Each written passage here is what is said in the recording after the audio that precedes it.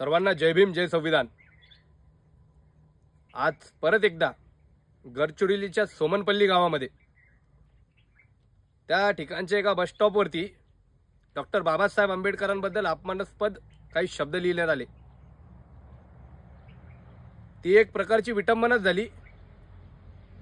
मी तर या जातीवाद्याला एकच सांगतोय की तुम्ही असं गांडू आणि मागं भुकू नका। तुमच्या दम असेल ना तर एकदा समोरासमोरच या।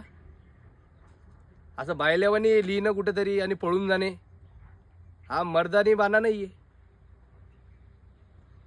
मी गडचिरोलीमधल्या सर्व पोलीस बांधवांना आव्हान करतोय की हे असे जातीवादी भडवे पहिले जलात टाका, लॉकअप मध्ये टाका।